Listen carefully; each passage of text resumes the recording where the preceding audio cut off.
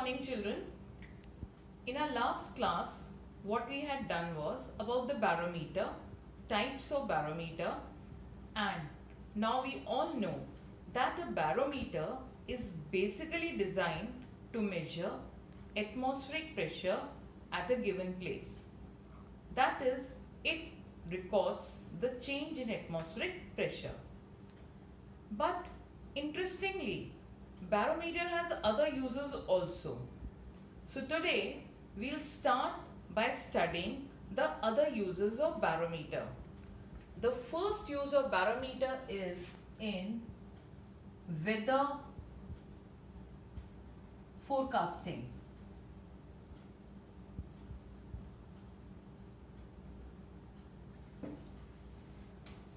Now, can you all think and tell me what may bring about a change in atmospheric pressure? I mean, what are the factors which will bring a change in atmospheric pressure? Well, you all know that if the temperature changes, doesn't the density also change? Isn't it? So that means that if temperature increases, then the density is going to decrease, and vice versa. That means if the temperature decreases, density will increase, isn't it?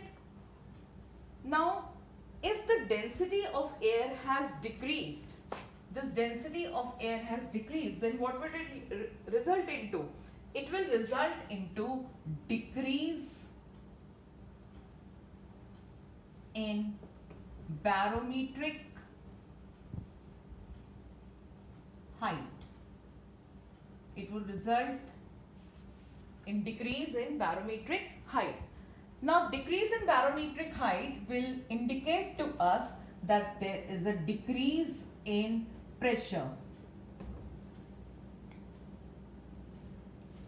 So that means any changes in temperature will result into the change in pressure also. Now, children, density of water vapor is less than density of dry air. Isn't it? So when quantity of water vapor present in the atmosphere, let's say, increases, then the humidity increases.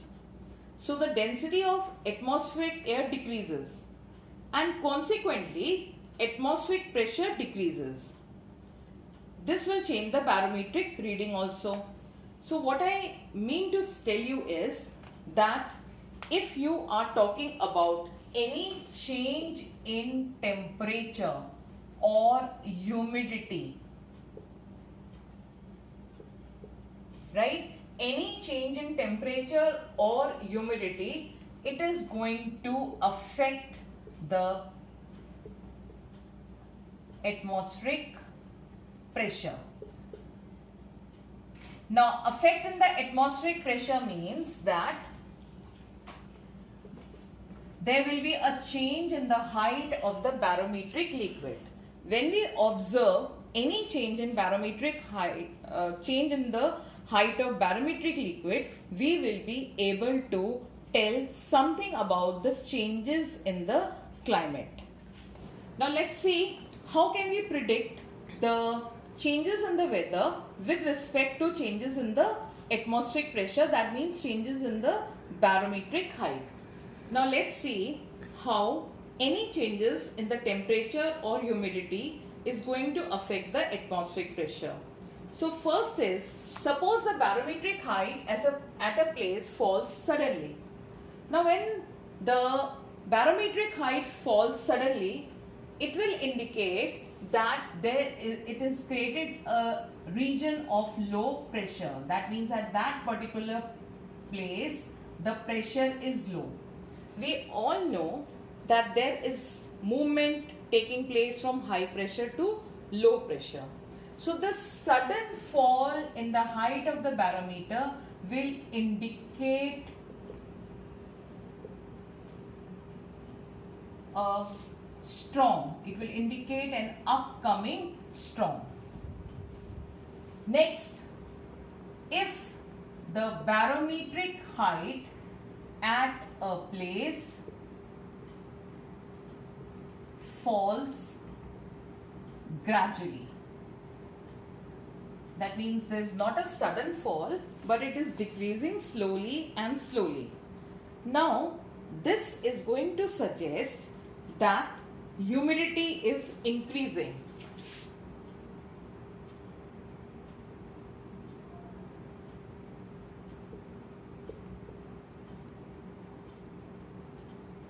Increase in humidity is indication of rain. So now children, if you observe, this is talking about decrease in the barometric height. In the first case, the barometric height has fallen suddenly. Fall of barometric height suddenly indicates a storm. But if the barometric height falls gradually, this will lead to the fact that the humidity is increasing and there is a possibility of rain. Isn't it interesting?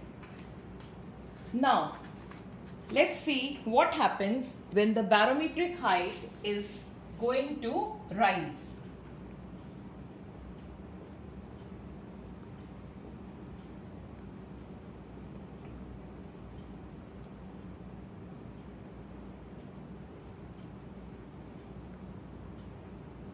So again we'll talk in two terms. First is the barometric height at a place suddenly rises. Now this means that it has created a region of high pressure. So air from this particular place where there is a sudden rise in barometric height will move to the region of low pressure, and this situation will indicate extremely dry and hot weather.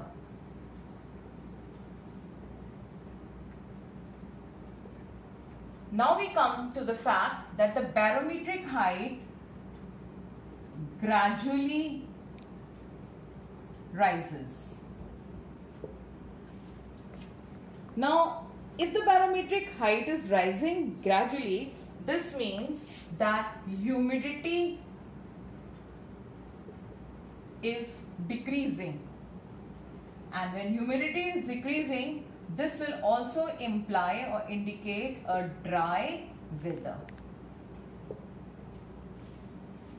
So children, if the barometric height remains steady, now this means that when the changes in the barometric height are taking place, either the barometric height is rising or it is falling, it is leading us to the fact that there might be a storm or there might be a possibility of rain. But suppose there is no abrupt change in barometric height, that means it remains steady, then obviously the weather is going to be absolutely fine. So this was about how the barometer predicts the changes in the weather conditions, that is forecasting weather. Now let's see what is the other use of the barometer. A barometer can be used as an altimeter.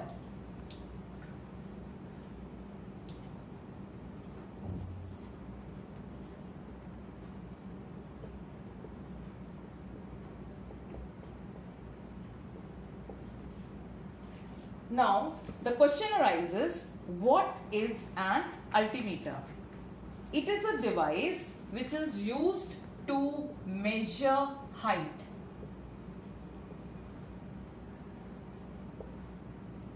It is commonly installed in the aircraft so as to know the altitude during the flight. Now let's learn how. Well, the atmospheric pressure decreases with increase in altitude.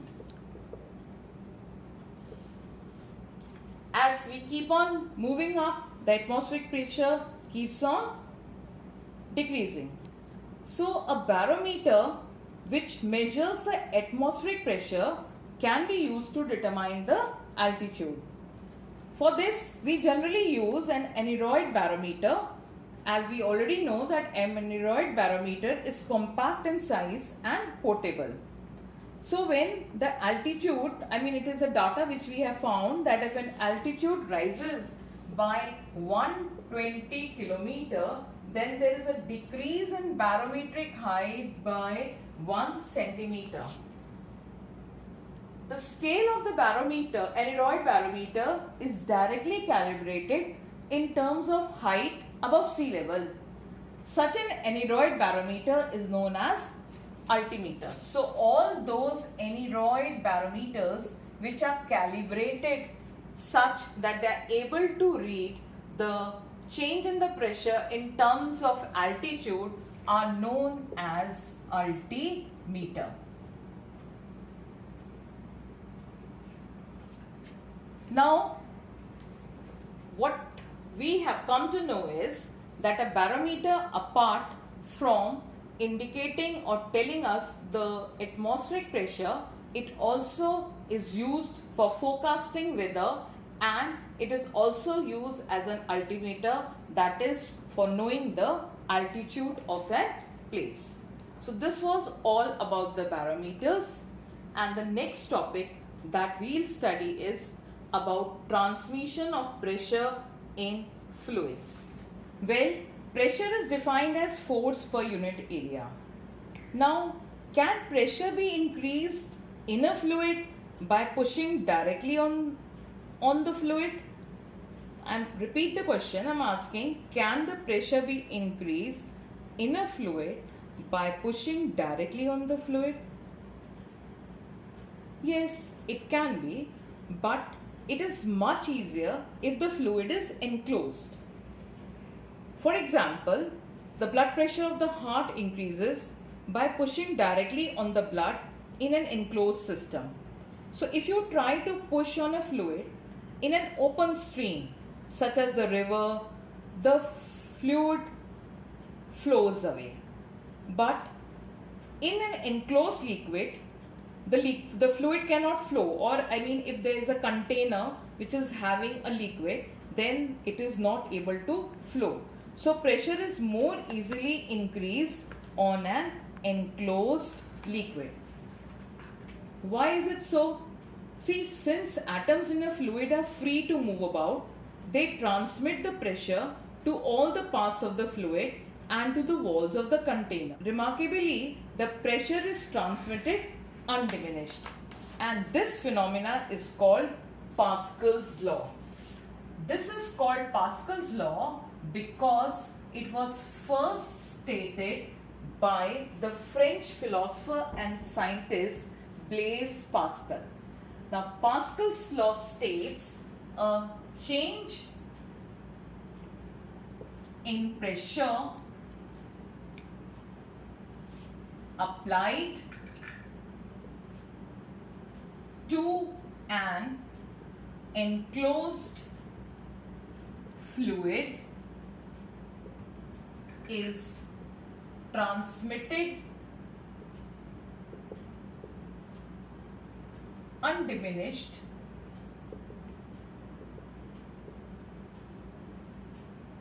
to all portions of the fluid and to the walls of the container.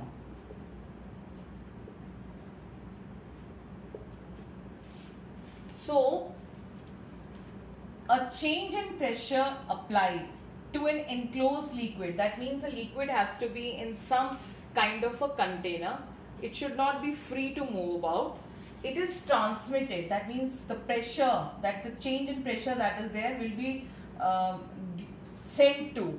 Undiminished. Undiminished means the magnitude is not going to change. So it is transmitted undiminished to all the portions of the fluid, and not only all the portions of the fluid, also to the walls of the container.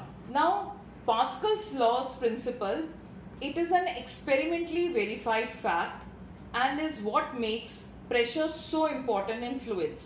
I mean, the concept of pressure in fluids becomes very important in terms of Pascal's law, because a change in pressure is transmitted undiminished in an enclosed fluid. We often know more about pressure than other physical quantities in fluids. Now, Pascal's law could be demonstrated experimentally also, and here this is a setup for experimental demonstration of Pascal's law.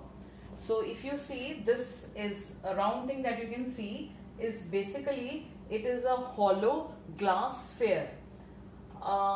It is happening 4 openings, and we can say, let's say K, L, M, N, and each opening has got a piston. Now, if you apply some force on any piston, let's say I apply force on the piston K, then this piston K is going to be moving down. I'm applying force, it will be pushed inwards, and since we push it inwards on a particular area, so that means a pressure is being applied. Now, the Pascal's law says that this pressure that is being applied will be transmitted equally in all directions. So when it is transmitted equally in all directions, what do you feel your observation might be?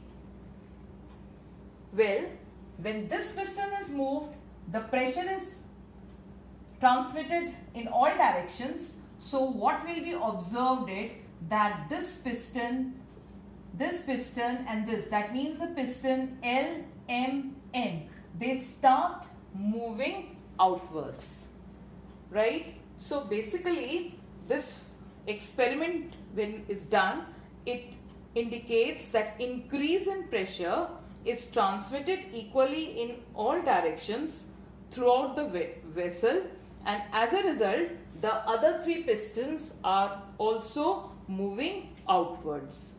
Now, using this, we have been able to obtain a principle of hydraulic machines which are used in various things in our lives. The most important use of Pascal's law comes as a principle of hydraulic machine.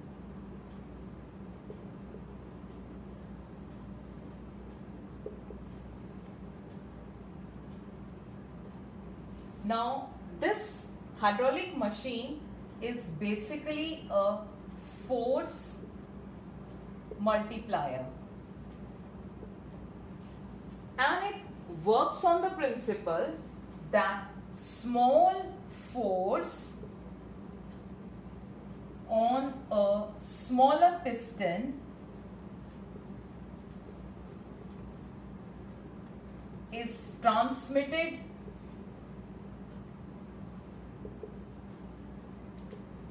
through a liquid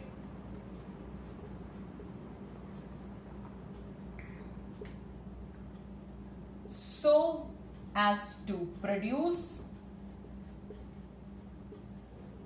a large force on a large piston. Okay, so what I'm saying is that Pascal's law, the most important application of Pascal's law comes in framing the principle of hydraulic machines.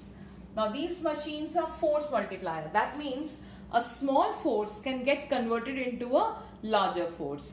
Now over here, a small force on a smaller piston will be transmitted through a liquid so as to produce a large force on a larger piston. Now see, over here there is a diagram in which it is indicating two pistons. This is one piston, this is another piston. Now in this diagram it is indicating two cylinders, first cylinder and the second cylinder. There is a piston over here and piston on the second cylinder also. This is piston P1 having area of cross section as A1. This is piston P2 having area of cross section A2. And obviously you can see that area of A1 is less than area of A2. These two cylinders are interconnected through a pipe. So now there happens to be a liquid. It can be any liquid. It is chosen according, where you are putting it to use, but we prefer a liquid which is having least friction.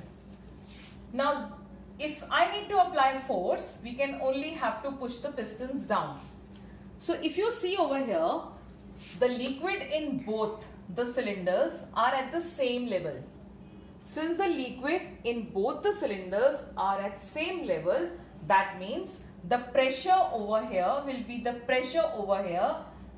P1 will be equal to P2. Now I am saying, since the height is the same, so the pressures are same, P1 is equal to P2, F1 upon A1, right? I am pushing it down, so I am applying force F1 on area A1. So F1 is equal to A1, and this will be transmitted to the other, and obviously this piston will move out. So if this piston is moving out with a force F2, so pressure P2 will be F2 upon A2.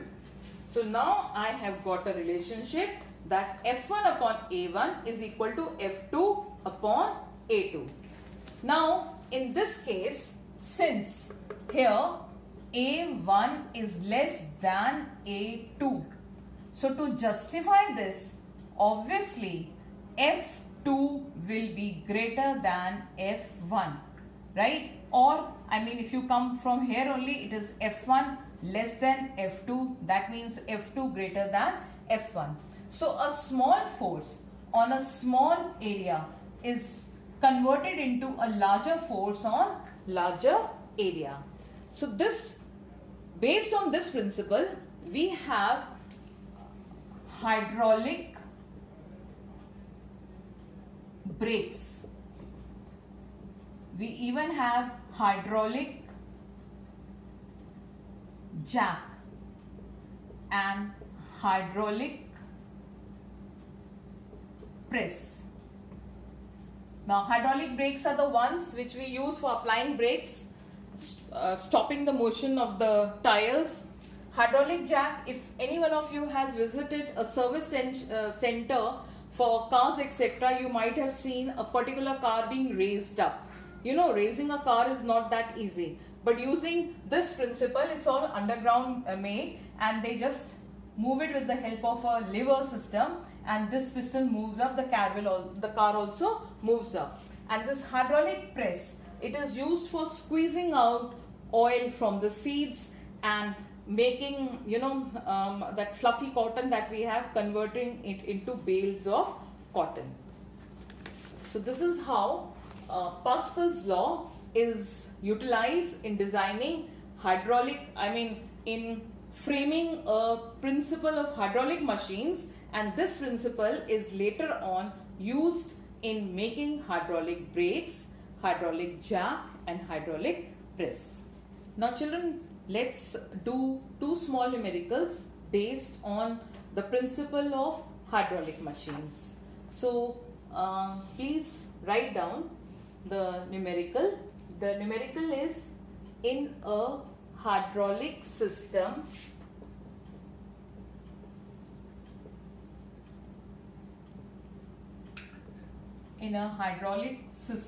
a piston with cross-sectional area of 21 square centimeter pushes on an incompressible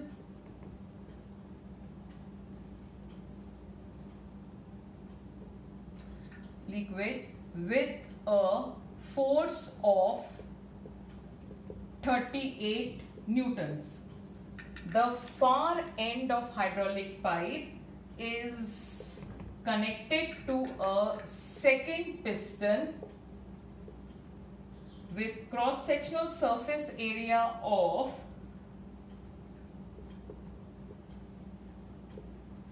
100 centimeters square.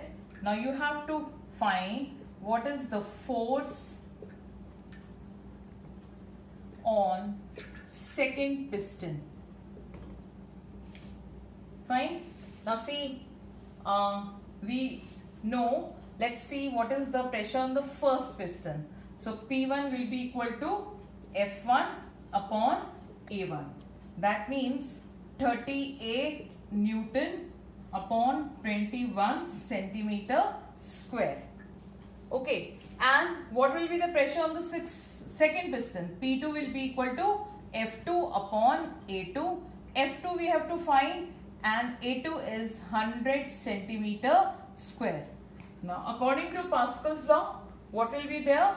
F1 upon A1 is equal to F2 upon A2.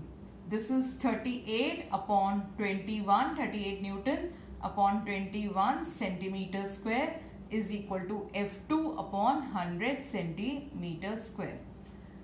Now, when you solve it, you will get F2 is equal to 38 into 100 upon 21.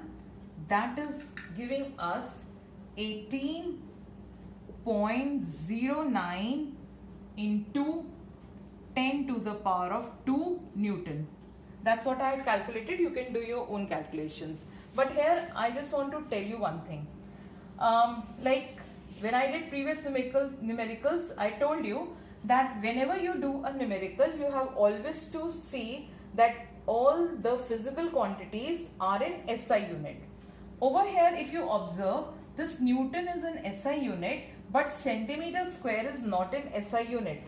Still, I have used it as it is and I have not converted into SI unit. Now see, why I have not done it? Because if I convert over here and write as 10 to the power of minus 4, here also I will have to convert and I'll write 10 to the power of minus 4. And on both sides they will cancel. So when we have such kind of questions, I mean where you have left hand side and right hand side, then certain units need not be changed because they will cancel. Had one of them been in meter square, then I would have required to change. Otherwise the answer would have been wrong. In this particular case, the area in both the cases is centimeter square. So I have left it that it will cancel out like this. Okay. So F2 will be 38 and this Newton will be there. That's why I'm getting answer in Newton over here. I hope it is clear. And if you feel that you want to convert only, then you can convert. There is no problem. But this is a shorter way of doing without converting, since centimeter square on both sides are being cancelled. Let's take another small numerical. Now in this numerical we have again a system in which there is an area A1 of 0.001 meters square, and there is another piston which I can say is A2, is having area as 0.1 meter square. Now the input force, that means F1 is equal to 100 Newton, and you need to find out the output force. So that means, remember our force F1, I had used the word input force. The input force means the force that you are applying. Output force means the force that is eventually coming out to be. So output force is F2. So I can simply write F1 upon A1, is equal to F2 upon A2. We can directly write this equation, Pascal's law, and then substitute the value. So F1 is 100 upon A1, 0.001 is equal to F2. We needed to find this upon 0.1.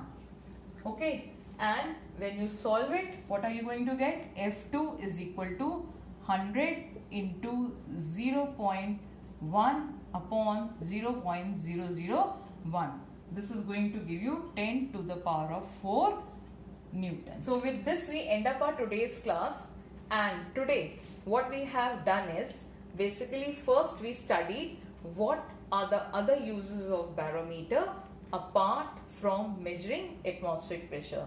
So what were the uses of barometer? First, in forecasting weather, and second, it is used as an altimeter. Then we have talked about transmission of pressure in liquids, and over there we studied Pascal's law. We have done verification of Pascal's law, and then how Pascal's law is utilized in obtaining a principle of hydraulic machines. Hydraulic machines happen to be force multiplier. That means a small force on small area gets converted into a larger force on larger area, and using that principle we have been able to have machines like hydraulic jack for lifting heavy vehicles, hydraulic brakes for stopping the vehicles, and hydraulic press which is used for squeezing out oil from the seats.